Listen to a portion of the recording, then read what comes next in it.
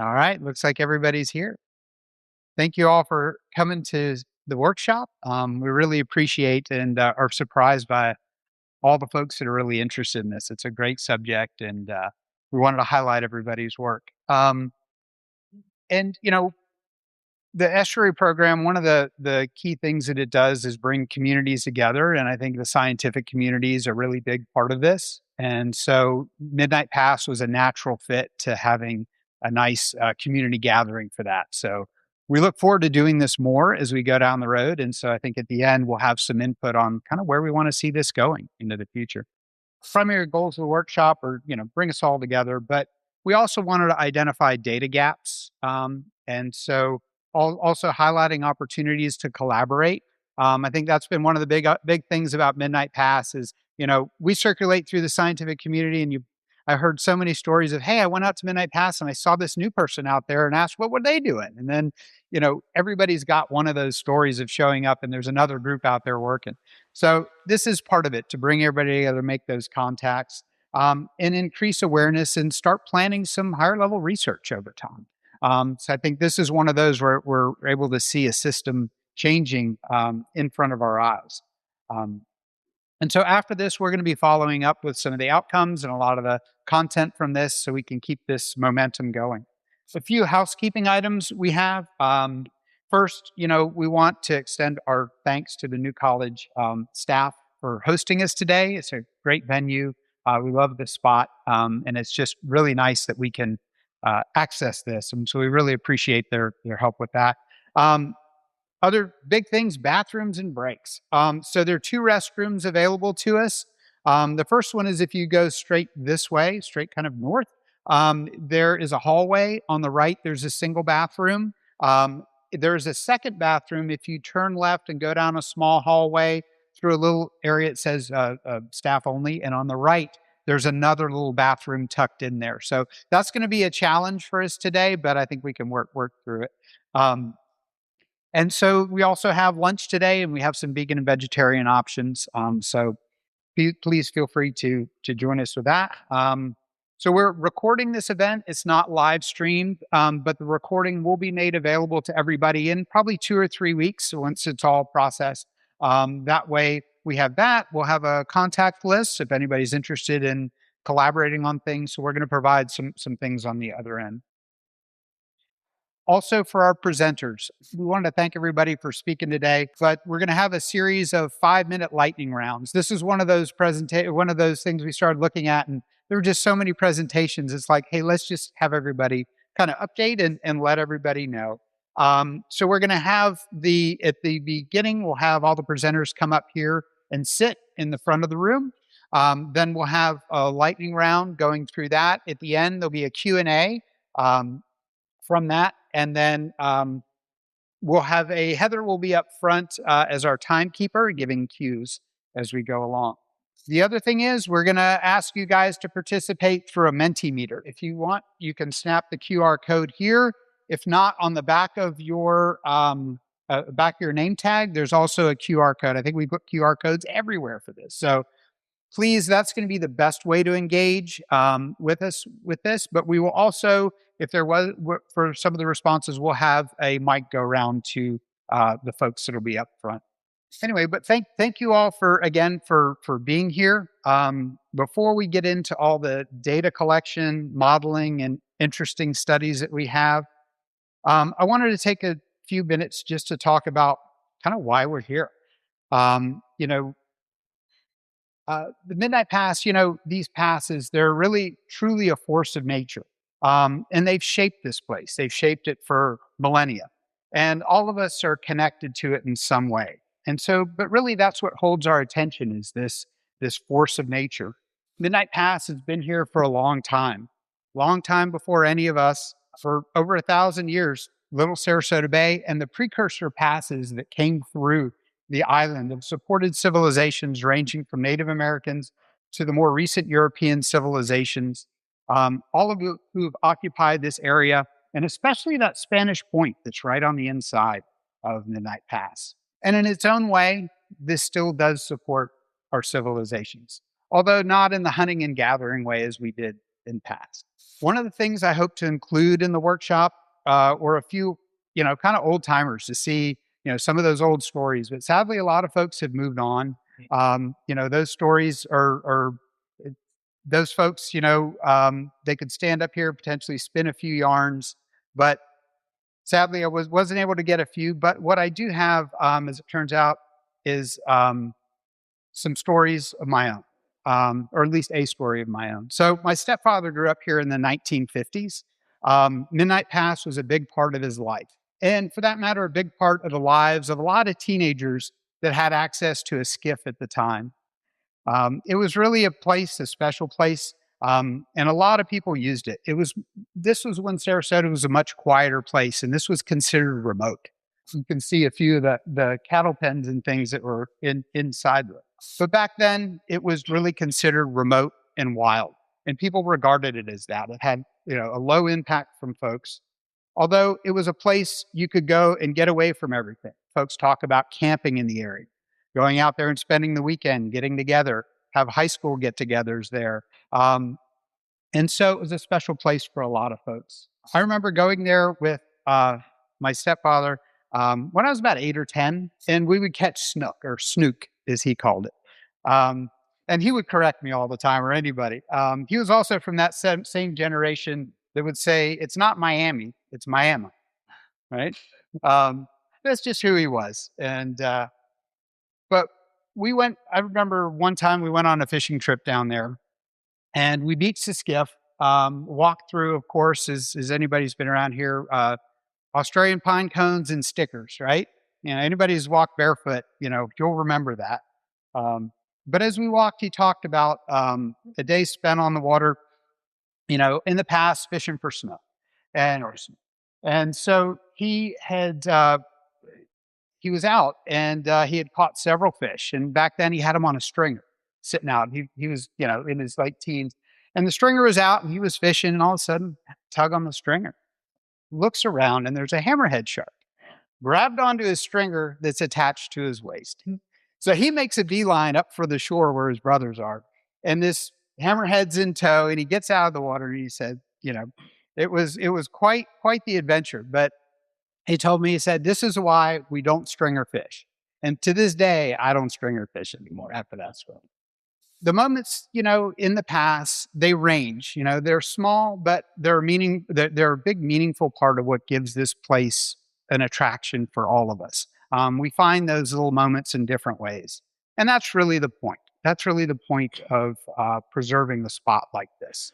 Midnight Pass has a way of reaching people and their lives. It grabs a hold of a piece of you, and it doesn't let go. Every person in this room is tied to this pass in one way or another. And for some of you, it's your work, it's your research, it's your data, it's your expertise. And for others, it's something more personal, an experience, a memory, or simply a sense that this place really matters.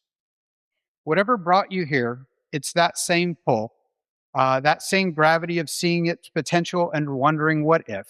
The past has shaped the paths of generations before us, and it'll shape the paths of generations after us. That's what the wild systems like this do. They persist, they evolve, and they keep drawing people in.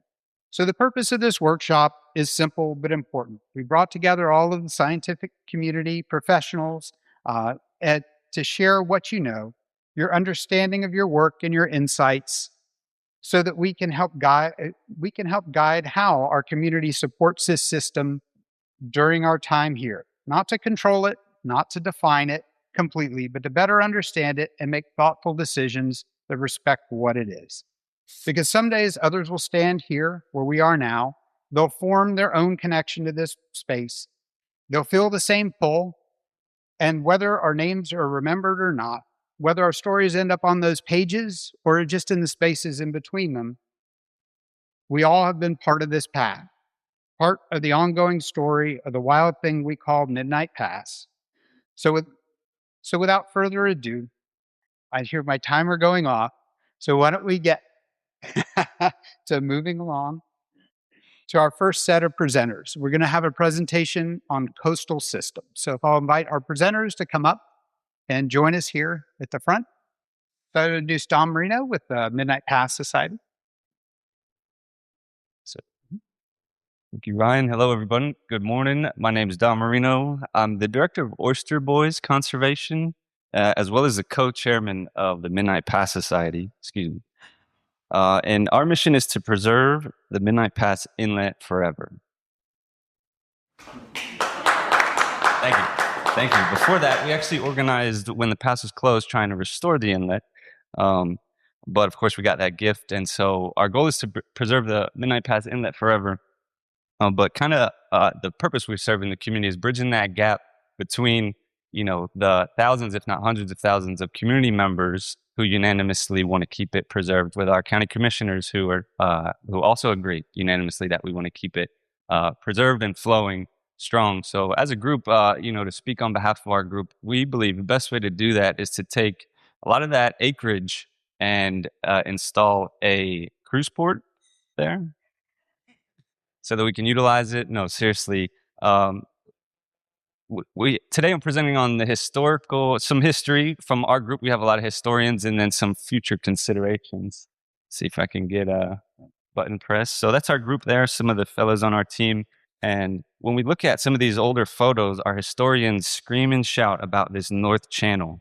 You can see there that North Channel that heads towards Turtle Beach. They believe that diverging current that met that South Channel is what kept the pass stabilized for a lot of that kind of 30s to 70s range. We don't really look at 20s or before, because you think about Musketeer Pass, you think about some of those other inlets where Sanderling is, and we know that we almost changed our name, some of our taglines, because we say restore Midnight Pass, but restore it to what? Restore it to Musketeer Pass, but there's not really that option with Sanderling. So now that we think about it, what's the question of what, restore it to what? No, let's preserve it to its natural state, which is its natural state. At what point in history? There's been a lot of natural states. I think right now we can maybe agree that it's in its natural state. So how can we work together with where it's at now while plan for, the event of an emergency, and what action do we take there? If any, or how much? So our group has some ideas for those future considerations. I think the biggest one is that North Channel, taking advantage of that. You can see it on the screen there on that right photo, how much sand there was. But as we consider the future, you can kind of see where that point is, where Turtle Beach condos are, compared to, you see the North Channel there on both historical photos, not really filled up with sand. Right now, we believe that the North Channel and South Channel are, just my own eyeball examinations, looks like we're getting some pretty decent flow to where it shoots straight out and stands stable. And those mangroves are holding the line pretty good, it appears. Although we are seeing some, a lot of water rushing at the base of those mangroves. We are a group of professionals in our communities, but not really, scientists or marine biologists or hydrologists. So our ideas are just pure, citizen scientists ideas. And we believe that there might be a way to utilize that mangrove line, which stretches down farther, than historically, where that inlet used to kind of range from Casey Key up closer towards Siesta. Right now, we have a pretty strong mangrove line that we wonder if we can protect with some of those wave attenuation devices. Maybe it's the Skyway style, maybe it's the reef ball, type of application. But if we can work together what Mother Nature provided, which is a tidal connection, and make sure that remains intact. But if a storm were to blow it shut and we need to take some action,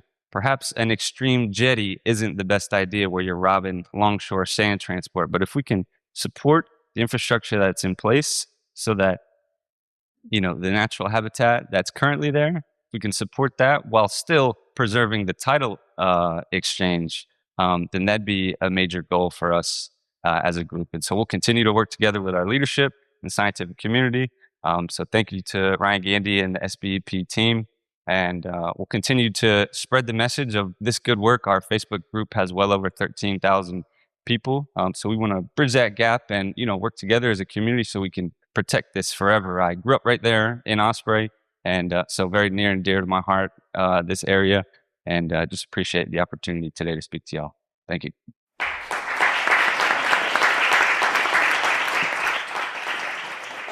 We'll call up our next presenter, Ping Wang of the University of South Florida. Well, thank you. I'm sitting too many slides, so they give me 5 more minutes, but I'm not going to use all that out. I have more slides. I do have 2 highlights to go through. And what my team has done, we did the quarterly beach and actual survey, just try to see how the actual evolve, how they interact with adjacent beach. Is the sand coming around the inlet from one side of the inlet to the other side? And we did the bathymetry survey, that's the coverage. And a total of 6 surveys. We actually have 7, and the USGS helped us March survey, but the government paperwork is taking some time, so I don't have the most recent one.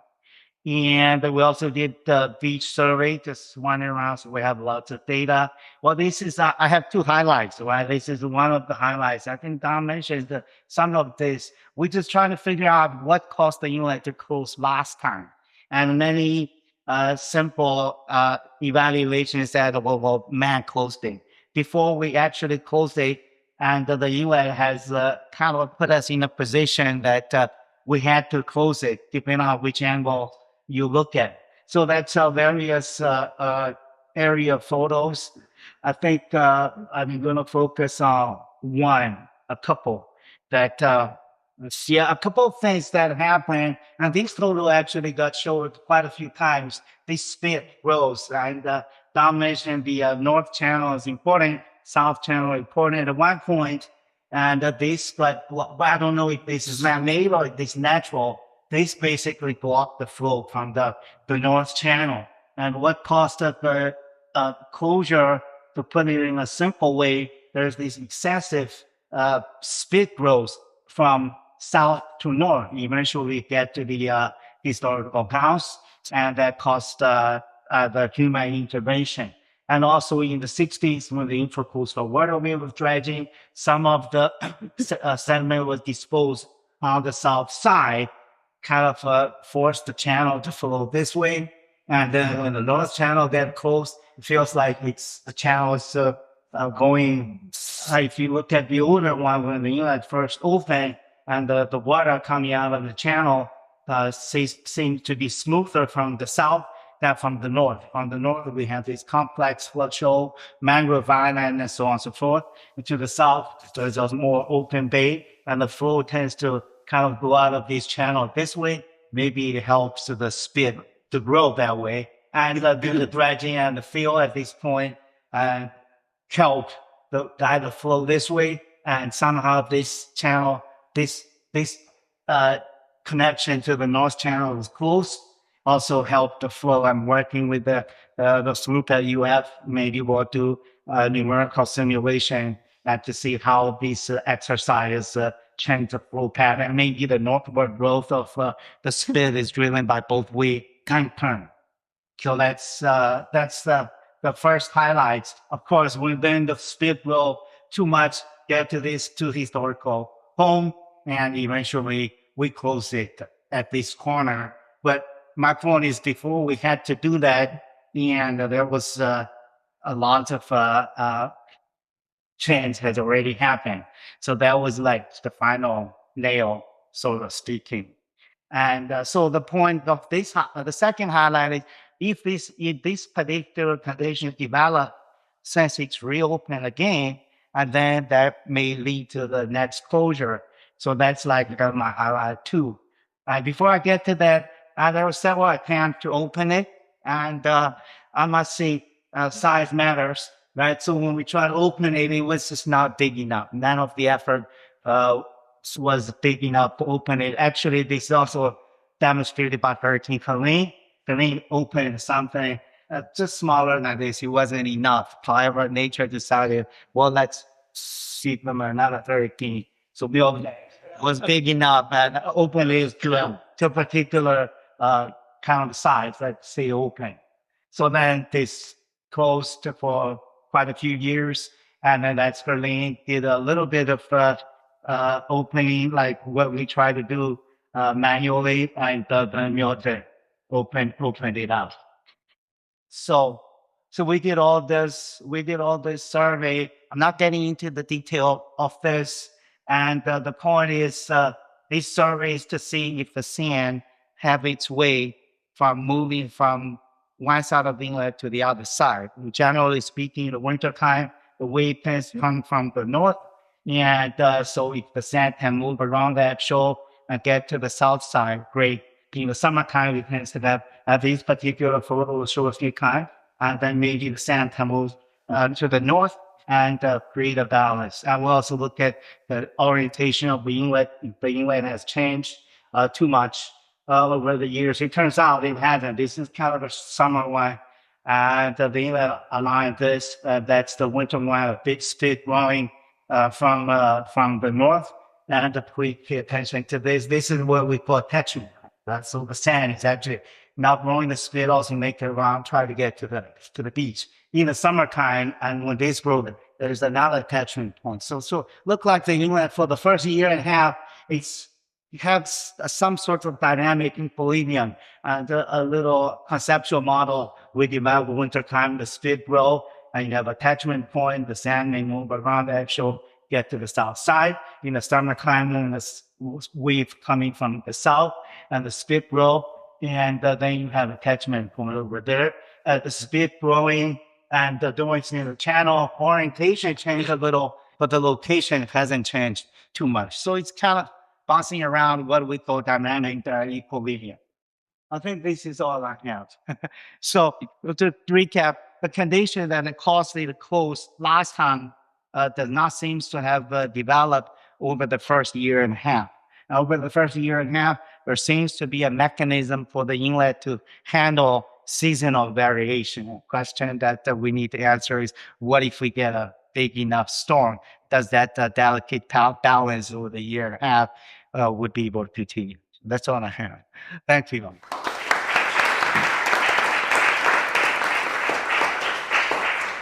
Hello, everyone. I hope everybody had their coffee this morning. Appreciate everybody being here. My name is Jaq Mueller. I'm a PhD student at the University of Florida. I'm working with Dr. Nina Stark. I'm going to be talking about some results that we had from our deployment in March of 2026, just recently, a few months ago, with sediment characterization from bayside to offshore. So to start, we're going to start with an aerial imagery of Midnight Pass. This is multispectral imagery from March of 2026. You can see the arrows pointing out the bayside and our offshore, and each of those locations in pink are the deployment locations that I'm going to be talking about today. The two instruments that we use at each of those locations, again, that I'm going to talk about, this is part of a bigger effort, but we're going to talk about the shipwreck grab sampler. It's kind of similar to those claw machines you see in an arcade, but it does the same thing for sediment. So sediment's collected in that bucket after a spring is unloaded. The second thing I'm going to be talking about is a portable free fall penetrometer, or PFFP. There are three things that we're looking at. First is we're looking at the acceleration as it goes through the water column and then impacts into the sediment. And then we can derive two things from that. First is our relative density of our sediment, so how packed together is our sediment particles, as well as quasi-static bearing capacity, so how strong is this sediment. So first, let's talk about our results of our grain size. On our top left, you're going to see a grain size distribution of our bayside sediments, where you have grain size in millimeters on your x-axis and percent finer on your y-axis. Below that, you're going to see a similar grain size distribution, but for our offshore sediments. And then to our right, you're going to see an aerial imagery with a gradient. This is based on our mean particle diameter, or D50, and that correlation to the Wentworth 1922 grain size classification. You also see some images of the sediments themselves while we were classifying them in the lab. So to start, our grain size distribution on our bayside, you can see it's pretty variable. This big gap right at the beginning of our grain size distribution is due to shell hash material, which is highlighted in the image of DPW4A. You can see that very large pieces of shell material. And generally what you're seeing, which you can see on this image here, is as we move south along the bayside, our particles, or our median grain size, is getting larger. So you start with a fine sand and move to a more granular material. In contrast, on our offshore, it's generally pretty consistent. You have medium grain sand or medium sand, and it moves more fine as you move offshore. The second instrument that I want to talk about, our results here, is our portable freefall penetrometer. On your graph on your left, you're going to see our deceleration in G, and then our quasi-static bearing capacity in kPa, with our penetration depth in centimeters. And then what you're going to see to your right is our average QSVC at 4 centimeters at each location. This is located within a range, and you can see on either on the base side and the offshore, and then below that, we're going to see our relative density correlation, and then how it correlates to Florida Highway classification of our sediments. So to start here, generally pretty variable. Keep in mind that this is a very short y-axis, so it's not too bad, but pretty variable on our site, and we're going to see that in our QSVC here as well. On our offshore sediments, generally we have a QSVC between 100 and 300 kPa. That's representative of like a very hard hit. So imagine hitting a rock or a shell. And then you have our base side sediments, which are pretty variable. There wasn't any gradient that you can see compared to our grain size. Similarly, for our relative density, we have medium dense to very dense sediments on our offshore, and then generally loose to medium dense sediments on our base side. So our main takeaways is median grain size increases along the base side, as well as offshore sediments were generally finer. You have a higher QSVC offshore and a lower relative density onshore or base side. And there's no true QSVC grain size relationship that we can see as of right now. But the big question is, why does this matter? We're doing all this, like, why does it matter? So grain size, relative density, a lot of things that we're looking at, inform erosion potential, groundwater, surface water interactions, as well as sediment dynamics. And generally, these factors may help explain why this breach even happened and how they can fill in general. I also just want to acknowledge NSF for the grant for this project, as well as Dr. Nina Stark, the project team, as well as the CCS field staff for their help with data collection, as well as processing data. Thank you.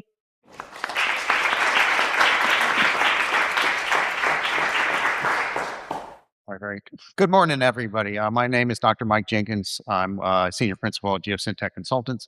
My role regarding Midnight Pass is going to be unique among the room today in that I work as an engineering consultant, coastal engineering consultant for Sarasota County. So Sarasota County is the local authority relative to this inlet. If there is going to be any kind of regulatory issue or engineering kind of corrective action that's going to occur, it's going to occur through the county, and it's going to be an engineering regulatory thing. And that's kind of where my role would be. Acknowledging the history of this pass, it goes back, we don't certainly have enough time to go into all of the history. Our original engagement was regarding trying to open Midnight Pass. That was the directive from the county. We want to open Midnight Pass. Thanks to Helene Milton, it opened on its own. That actually gives us greater opportunity to manage the inlet because there's a different set of state laws regarding open inlets that we can now use to manage the inlet. And so our charge now for County Commission is to keep Midnight Pass open. So our focus is on that. That's where we are today. So in response to the inlet open, there were a number of actions that have been taken. First is inlet monitoring, specific monitoring by the county. I'll talk about that here in just a minute. We also made updates to regional watershed modeling. The county has an overriding modeling program for the entire watershed. That modeling was based on there not being an inlet, right? So we had to update all of those regional models for water quality and flow and all of those things to take into the fact that there's now an inlet. And that has been done. So we now have updated models based on the current modeling conditions. We also engage with regulatory agencies, state and federal. In this, inlets are the most complex area of the coastal zone. The regulatory issues regarding the coastal zone and inlets are immense. I won't go into that, but we are having those discussions with them regarding the current program. And if we were to do something, there would be some involvement there. We've also developed, and this is ongoing, but we've developed an emergency response plan to address potential inlet closures. So the biggest concern is, right, what if the inlet closes? What are we going to do? And so we are looking at that, making sure we're not going to get caught flat-footed with that. And if there needs to be a corrective action, that we have a plan in place and can make that happen. So not like last time where it closed and nothing happened. Coordination with stakeholders here is an opportunity, as well as Midnight Pass Society and others, just making sure we are engaging with all folks regarding meeting. And then we're evaluating the additional measures. Right now, it seems that the inlet is quasi-stable based on the data we have, but we're also planning for the what ifs. Is there something we should be doing or that would make sense to do, evaluating whether that's the case, and then a path forward along those lines. So inlet monitoring, the county's efforts have been focused to date on critical data to inform inlet response. Is the inlet stable? Is the inlet closing? Do we need to do something, right? That's what our primary focus to date is. Now that's becoming a more larger what ifs. We're looking at larger issues as well, but that's how we got to where we are today. So there are two things we've done. One is on a weekly basis, we are going, the county is going out and doing a survey of the throat, the critical inlet cross-section, once a week. We'll have a speaker in a minute to tell you how you can access that data. That critical cross-section is very important to inlet stability, and so that's very, very important information for us. We have also been doing regular inlet flow studies, looking at the velocities that we see within the inlet throat in the two channels, as well as the total flow through those, what we call the tidal prism. We've been looking at that as well, which also plays into the issue of inlet stability. So our path forward, we're going to continue that data collection, evaluation, and modeling efforts. This is an ongoing process, and we're going to continue to do that. We're going to monitor and evaluate inlet conditions and implement response plan, either an emergency plan or a formal plan with regulatory permitting if we see a compelling need to do that. We're also going to develop additional management initiatives as needed based on the data and stakeholder input, which that's what these kind of presentations like we see today are very helpful for us to help inform us regarding some of the decisions we need to make regarding that. Then we're also seeking cost share for ongoing monitoring and management efforts through DEP and others. So that is what the county is currently doing. Again, this is a work in process. It's a very dynamic system. And we're very much engaged and appreciate everything I'm going to hear today. So with that, I will conclude. Thank you, sir.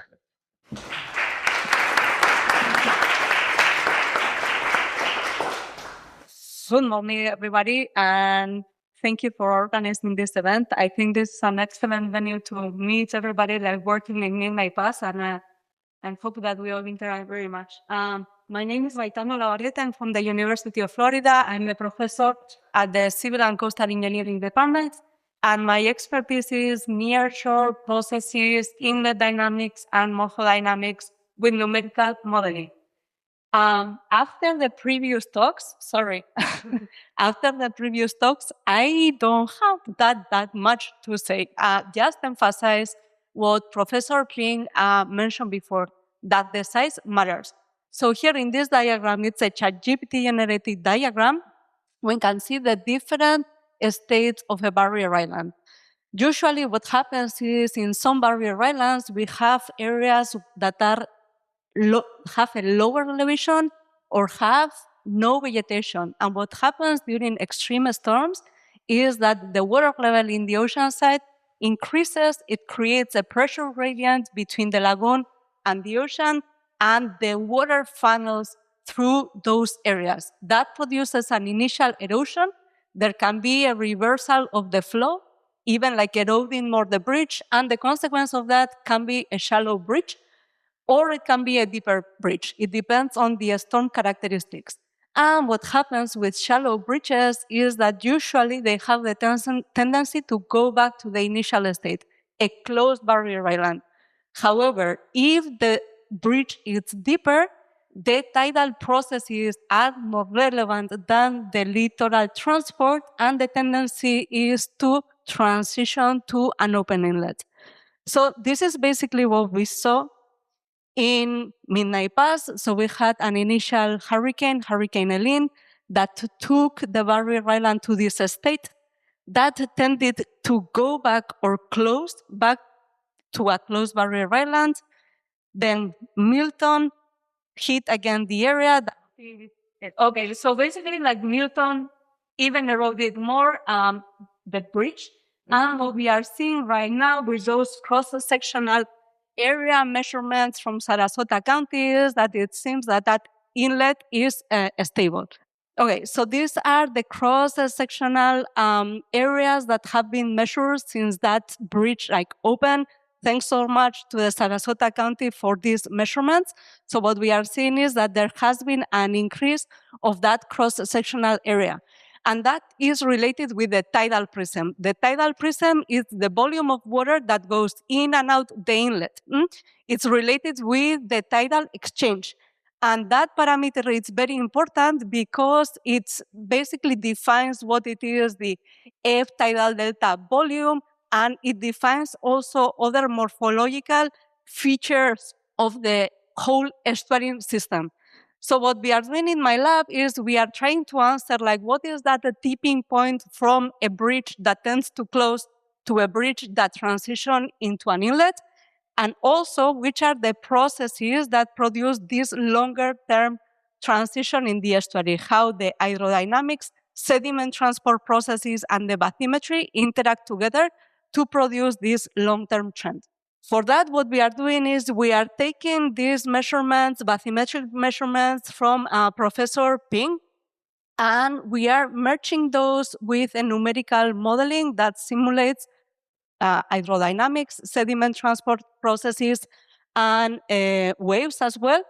And we have verified that model with some ADCP measurements, water levels and currents offshore and inside the pass. These are some results that we got so far, still are very preliminary, in which we basically compare the circulation without the pass and with the pass for the same period. What we see is that the circulation, there is water coming from Venice Inlet and from Sarasota Inlet during the maximum flood. Here, when the pass was closed, there was an area of minimum flow. And this is the overall situation with that pass open. So as we can see, the currents have increased a lot in that area, and there has been like an overall change of the circulation pattern in the estuary. These type of models, we can also use them to analyze which is the water quality condition in that area and what is the residence time of that estuary. We can use particle tracking models. Let's see if I can put this. So basically, in our numerical models, we can drop a bunch of like particles and see how long those particles stay in a given area.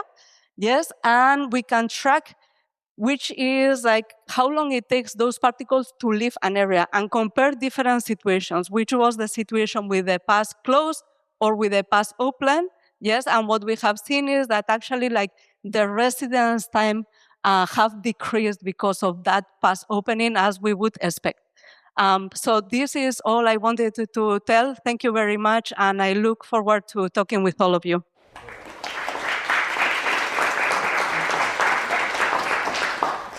Good morning, everyone. I'm Ryan Lyding with Sarasota County GIS Department. I'm here to talk about a new dashboard that we have set up for the Midnight Pass cross-sectional interactive dashboard. So just a little bit about the purpose of it. So as was mentioned before, the county is out there surveying the cross-section of the inlet weekly. So this dashboard helps facilitate kind of a visual of that. We also have a PDF report that's out there that has a survey as well. But this methodology kind of interact a bit more and select specific dates and see the metrics. So as I said, the dashboard is updated weekly. The staff is out there collecting the survey weekly as well, obviously weather permitting. I process the data into various GIS layers. There's a GIS point layer that takes the coordinates and elevation from the survey and it turns that into a point layer. That point layer we then reference to the first survey that was taken, which was October 29th, 2024, and measure the distance of that. So that kind of gives you that reference profile of the cross-section.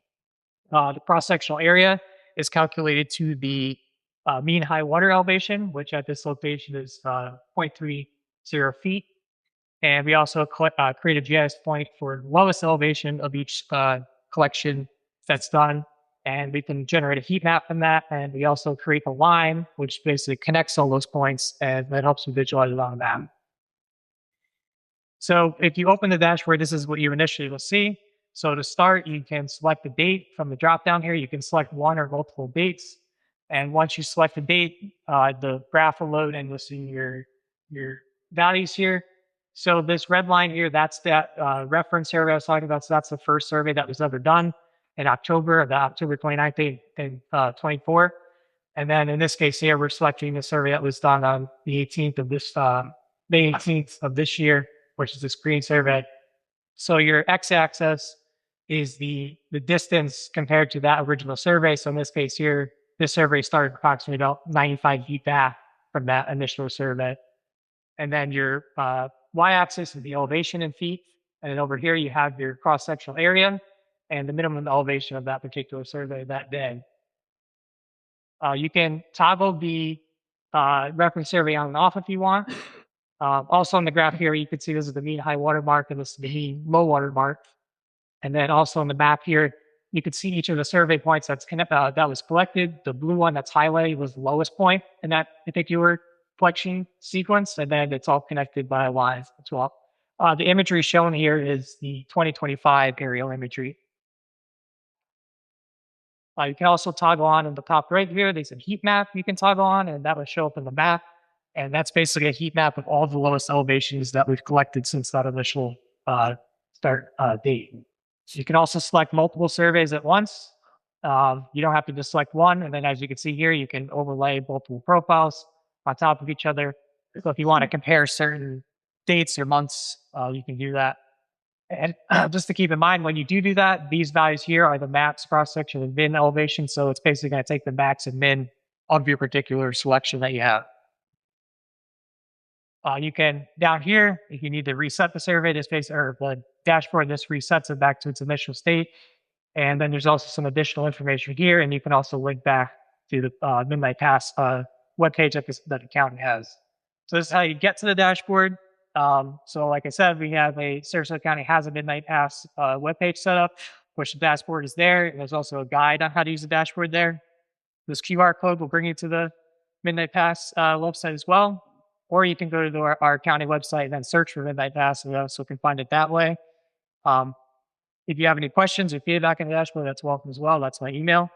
And I think there's also potential for some future enhancements to this, maybe some more metrics. There's potential for some 3D visualization of this data as well, because it has elevation and location, so it can turn into 3D. But that's what I have. Thank you. Thank you for your time.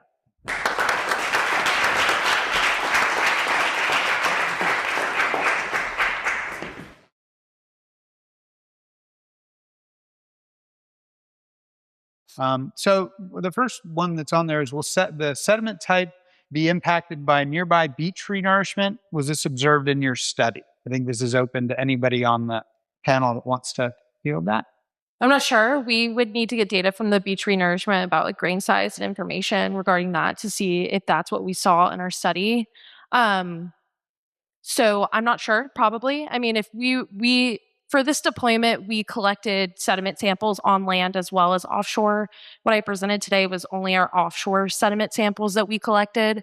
So TBD is something that I'd have to look at. But depending on where they placed it, yes. Okay, next one is, are there plans to extend circulation studies and residence time in Little Sarasota Bay to nearby bays south and north? Sarasota County does watershed plans and they do circulation studies. You've probably seen some of those. So they do model beyond those areas, as you well know. So it's not like there's no model. Whether it really works for this is an engineering answer that I can't give you. Right. The modeling system that we have, it does resolve the whole, even Tampa Bay and Venice Inlet, because resolving that circulation is very important to resolve what is happening in the whole barrier island system. Yeah, so they can be extended and analyzed. Has there been a center point determination? If not, how or when will this happen? We are, as noted, we're collecting weekly data regarding the location of the channel. We see that it oscillates, and actually there's a primary and a secondary orientation of that channel, and they're about 50 feet apart. So it's not one center point. There's actually two. It's preferencing one channel, and then when the ebb shoal migrates, it's preferencing another channel. So they actually are, but they're within about 50 feet of each other. So that's currently what's occurring. Right. And we've got enough data through a couple seasons now, so you can see that. Correct. There's a preferred channel alignment, but when the ebb shoal, when we have weather and it comes in and the ebb shoal migrates, then it goes to a secondary channel preference, and then it reverts back to a primary preference channel. Keep in mind, it's a dynamic inlet. It's not a fixed time. It's moving, but it's oscillating over a very narrow band between those two preferred kind of orientations. So we're a little complex figuring out, It's not. Yeah, it's not too very a point simplistic.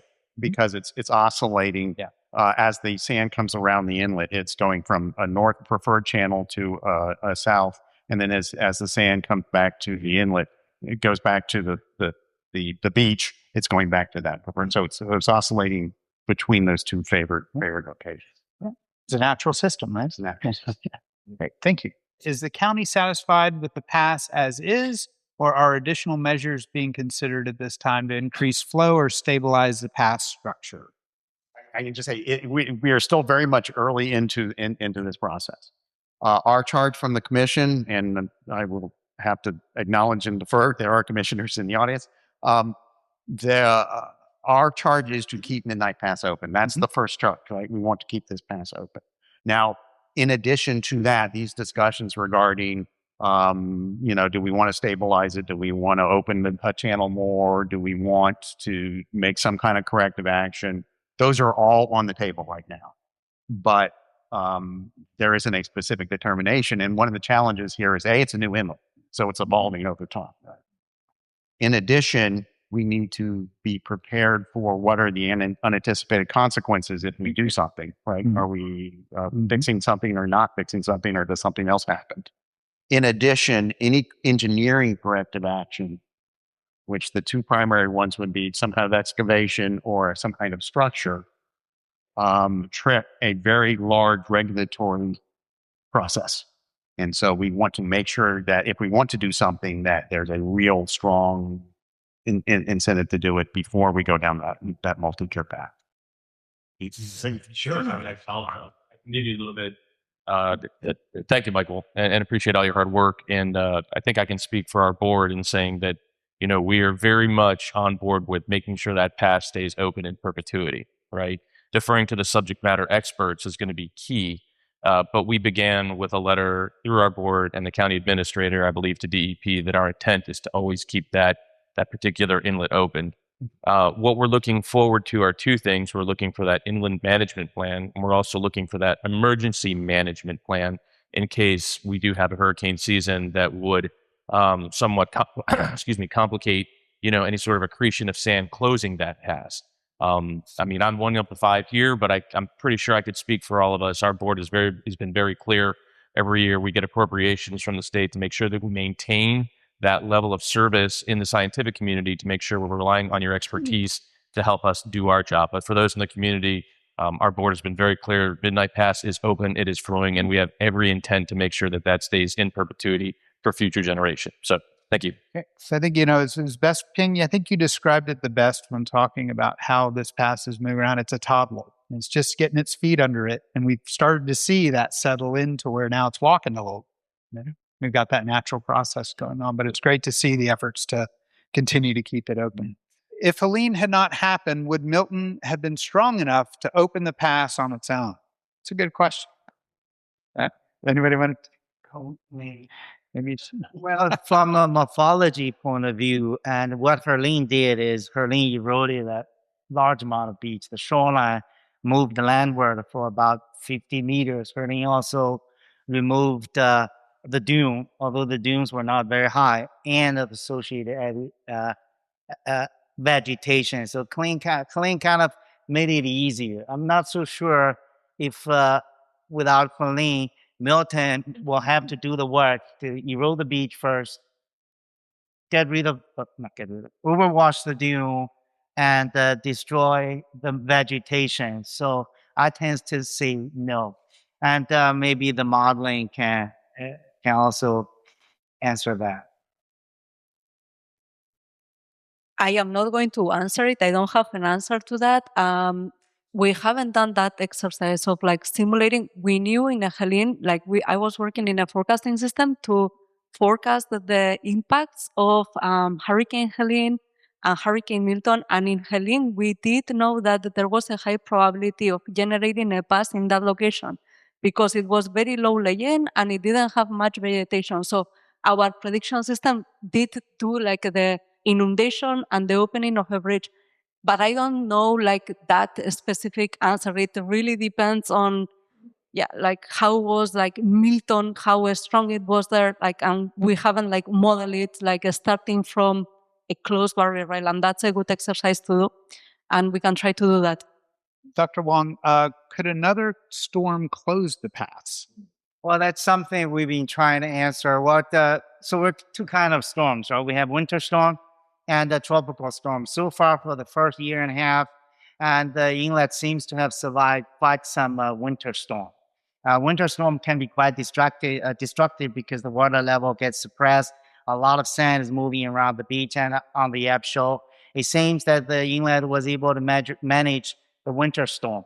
For the tropical storm is different. The main concern for tropical storm is the overwash. Remember, one of that photos showed up on Don's talk is that is this spit grows close to the North Channel. And if a tropical storm overwash a bunch of sand, close that North Channel, that may put pressure on the inlet. That is, because it will reduce the tidal prism and also change the flow pattern. And not that we're wishing for a tropical storm. So to really answer that, we get a medium one. But my take now is the winter storm, which we know it's happening every couple of weeks during the year. For a year and a half, the inlet seems to handle the winter storm quite well. Well, satisfactorily, I guess. So, right, is there a link from Sarasota County Water Atlas to the dashboard? If not, is this in the works or could it be? I don't think there is currently, but whoever asked that, we could talk offline to get it in there. But we think that's a good spot for it. Referred to county directive of keeping the pass open, is there a target for maintaining a threshold depth, width, or cross section of the path? Not currently, but the whole point of the data that we have is that's giving us now some insight as to, based on those current conditions, the tidal prism. So the amount of flow that's going through the inlet, that will be correlated with a general nominal cross section. And we're starting based on that data to get an understanding for the current condition as it is today, what that is. And we'll shortly, not now, be having further input regarding that. Regarding depth, the depths are highly variable. It tends to be over 10 feet, but when we have a cold front come through and a winter storm, it will reduce to about 10 feet. But then within about 2 weeks, what you see is that it's getting back to a nominal depth over 50 feet. Has Taco Creek outflow from North or Philippi been shown to impact the pass, or is it primarily tidally driven? I'm not directly involved, but I'm peripherally involved, so I can answer that. The numerical modeling includes the entire watershed, which includes the outflow from Philippi Creek. So it's within the models. And part of what we're trying to do now as part of that science is understand the new system, right, which is new. And that includes looking at the data and the environments and all of that. So that's occurring. As it looks now, and again, I'm not directly involved, but I'm peripherally involved, the inlet is tidal driven. We know that. How far back that goes, I can't answer that. And does it go all the way to Philippi Creek? There's somewhere in there where that, as you get distance from the inlet, the impact lessens. Mm-hmm. And that new null zone where that ends up between the two. Part of what we're trying to do. Sure. Excuse me. Actually, so our group, our historians do declare that Philippi Creek turned south towards Midnight Pass back in the day. And then, of course, when it closed, not no more. So if that opportunity, lately I haven't been able to tell or seen any studies or any aerial to be able to determine, but we do have some evidence of it traditionally draining towards Midnight Pass to the south. Okay, thank you. Will the opening of Midnight Pass affect the sediment, beach, sand, and adjacent beaches? Well, that's one of the main questions that I'm trying to answer, right? So you have the inlet, then you have the beach. The beach sand has to be able to get past the inlet to the adjacent beach. So far, for the first year and a half, the monitoring data has been showing the inlet is bypassing the sand during the winter time. The sand managed to get across the inlet to the beach to the south because there's what is called like a bulge on the beach. We call it attachment point. In the summertime, and the ebb shore also kind of tends to skew to the north. So will the opening of the Midnight Pass affect the sediment on the adjacent beach? Yes. And but is it destructive? So far, it seems to be okay. So the inlet seems to be able to manage the seasonal variation, and even with quite significant winter storms that we had this year. So kind of good news, I think. Can the data from the existing from the dashboard be pulled in for other studies, example water quality and flows? Yeah, so you can get the dashboard data, but the dashboard basically has it's your coordinate data and elevation. There's not so much chemistry and flow in that data, but the data is available. You can get the original survey, just northing and easting, and elevation is available. Yeah, it seems like a great resource. What are the costs and funding sources to keep Midnight Pass open? You two want to? Certain. Thank you. Over the past several years, we put in appropriations requests from our partners up at the state, Tallahassee. So we get some funding that by that mechanism. And, I think our staff does a really good job through, the policy direction of our board. Everybody loves Midnight Pass, right? For those of us that grew up here, we know how near and dear it is to our hearts. So I know that we may have to look at some budgetary things, but I do anticipate that we will always have some mechanism to continue to fund to make sure, again, that we're always keeping this pass and inlet open for our community. If you've seen the pictures of water quality, we saw it at our board meeting the other day. It's remarkable. It's absolutely remarkable. So those are tough decisions kind of in my world that we have to deal with every year budget. But I do believe that there's going to always be a temperature and a mechanism for funding it to make sure that it stays open. So I hope that answers that question. What is the fastest path to permitting for FDEP and U.S. Army Corps? And do we need to update the inlet management plan prior to permitting or construction? It's a process question. Talking about permitting. Okay. There's a lot in that question. I'll put it down. Start with that. First off, there is no fast path for permitting with FDEP USA. The regulatory process is very complex regarding inlets. A lot of it depends on what we would want to do and what the impacts are and the resources. And so there's no simple answer to that. Mm-hmm. But that's also why we want to be very, very certain before we say we want to take a corrective action that it's one we really believe in, because it's going to be a long haul to get the approvals.